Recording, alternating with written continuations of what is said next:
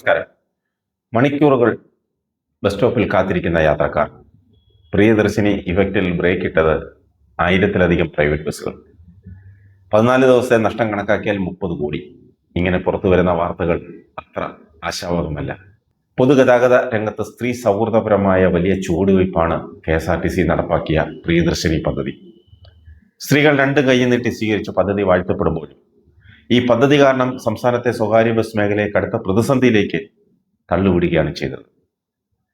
പല റൂട്ടുകളിലും പ്രിയദർശിനി സൗജന്യ സർവീസുകൾ ആരംഭിച്ചതോടെ സ്വകാര്യ ബസ് യാത്രക്കാരുടെ എണ്ണത്തിലും വരുമാനത്തിലും വലിയ ഇടിവാണ് ഉണ്ടാക്കിയിരിക്കുന്നത്. ഒരു വശത്ത് സാധാരണക്കാർ അവർക്ക് ആശ്വാസമാകുമ്പോൾ മറുവശത്ത് ലക്ഷക്കണക്കിന് തൊഴിലാളികളും ഉടമകളും ആശ്രയിക്കുന്ന സ്വകാര്യ ബസ് വ്യവസായത്തെ തകർച്ചയുടെ മക്കോളം എത്തിച്ചിരിക്കുക. പ്രിയദർശിനി പദ്ധതി ഓരോ റൂട്ടുകളിലും വ്യത്യസ്ത രീതിയിലാണ് സ്വകാര്യ ബസ് മേഖലയെ ബാധിച്ചിരിക്കുന്നത്. KSRTC കൂടുതൽ സർവീസുകൾ നടത്തുന്ന റൂട്ടുകളുണ്ട്, ഇല്ലാത്ത റൂട്ടുകളുമുണ്ട്. അതുകൊണ്ട് തന്നെ 500 രൂപ മുതൽ 6000 രൂപ വരെയാണ് പ്രൈവറ്റ് ബസ്സുകളിൽ ഒരു ദിവസത്തെ വരുമാനത്തിൽ കുറവ് വരുന്നത്.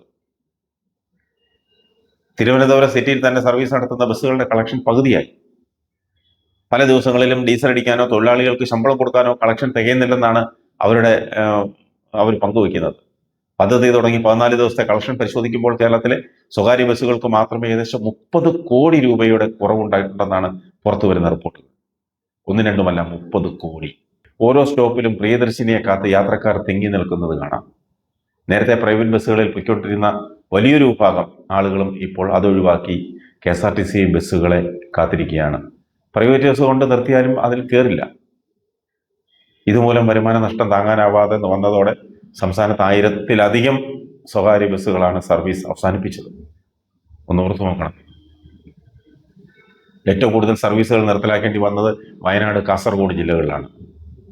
തൃശ്ശൂർ, പാലക്കാട്, പത്തനംതിട്ട, കൊല്ലം ജില്ലകളിലും വലിയ പ്രതിസന്ധിയാണ് നേരിടുന്നത്. KSRTC ഒപ്പത്തിനൊപ്പം ഓടുന്ന എല്ലാ സ്ഥലങ്ങളിലും ജനം പ്രൈവറ്റ് ബസ്സിനെ ഒഴിവാക്കി പ്രിയദർശിനി ബസ്സുകളെ കാത്തു നിൽക്കുന്നു. കഴിഞ്ഞ ബഡ്ജറ്റിൽ സംസ്ഥാന സർക്കാർ നികുതിയിൽ 50% ഇളവ് പ്രഖ്യാപിച്ചു.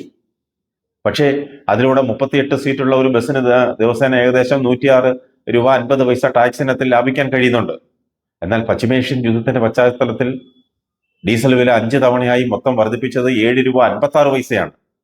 ഒരു ബസ് ശരാശരി 80 ലിറ്റർ ഡീസൽ അടിക്കുമ്പോൾ ദിവസേന 600 രൂപയോളം അധിക ചെലവ് വരുന്നു. അതുകൊണ്ട് തന്നെ സർക്കാർ നൽകിയ നികുതി ഇളവ് അതുകൊണ്ട് ഈ വലിയ പ്രതിസന്ധി മറികടക്കാൻ സാധിക്കില്ല. KSRTCക്ക് നൽകുന്നത് പോലെ സ്വകാര്യ ബസ്സുകളിലും സ്ത്രീകൾക്ക് സൗജന്യ യാത്ര അനുവദിച്ചാൽ ഈ പ്രശ്നത്തിന് പരിഹാരമാകും. സീറോ ടിക്കറ്റിംഗ് സംവിധാനത്തിലൂടെ ആ തുക സർക്കാർ ബസ് ഉടമകൾക്ക് റീഫണ്ട് ചെയ്തു കൊടുക്കണം. അങ്ങനെ കൊടുക്കാനും സാധിക്കും. അതിനുവേണ്ടി സർക്കാർ ചെയ്യുന്ന മോണിറ്ററിംഗ് സംവിധാനങ്ങൾ പ്രൈവറ്റ് ബസ്സുകാർ ചെയ്യണം. ടിക്കറ്റ് മെഷീനും സോഫ്റ്റ്വെയറും അതുപോലെ തന്നെ അങ്ങനെയുള്ള കാര്യങ്ങളൊക്കെ സർക്കാർ ഉണ്ടാക്കി നൽകണം. ആഴ്ചയിലോ ഒരു മാസത്തിലോ ഉടമകൾക്ക് റീഫണ്ട് ചെയ്യുന്ന രീതിയിൽ പദ്ധതി തയ്യാറാക്കിയാൽ മതി.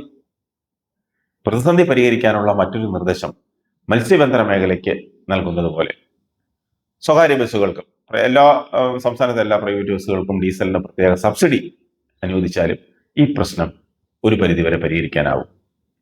സ്വകാര്യ ബസ് മേഖല നേരിടുന്ന പ്രതിസന്ധിയുടെ പശ്ചാത്തലത്തിൽ ബസ് ഉടമകൾ സമരത്തിലേക്ക് കടക്കാനുള്ള ആലോചനയിലാണെന്നാണ് പുറത്തുവരുന്ന റിപ്പോർട്ടുകൾ. എന്നാൽ ഈ പ്രശ്നം ഉടമകളെ മാത്രം ബാധിക്കുന്ന ഒരു കാര്യമല്ല. 40,000-ഓളം തൊഴിലാളികളെ ബാധിക്കുന്ന പ്രശ്നമാണ്. അവരുടെ കുടുംബത്തെ ബാധിക്കുന്ന പ്രശ്നമാണ്. അവരുടെ അടുപ്പിൽ തീ പുകയുന്ന പ്രശ്നമാണ്. പ്രതിസന്ധി രൂക്ഷമായതോടെ മഹാഭൂരിപക്ഷം തൊഴിലാളികൾക്ക് ശമ്പളം കൊടുക്കാൻ സാധിക്കുന്നില്ല, ശമ്പളം കിട്ടുന്നില്ല. അവർക്ക് തൊഴിലാളികളെയും ഉൾപ്പെടുത്തി സമര പരിപാടികളിലേക്ക് കടക്കാനാണ് ബസ് ഉടമകൾ പദ്ധതിയിടുന്നത്. ആ സമരങ്ങളൊക്കെ ഒഴിവാക്കാൻ അവരുമായി ചർച്ച നടത്തി അവർക്ക് വേണ്ട രീതിയിൽ ഈ കാര്യങ്ങളിൽ ഒരു തീരുമാനം ഉണ്ടാക്കാൻ സർക്കാർ തയ്യാറാകണം.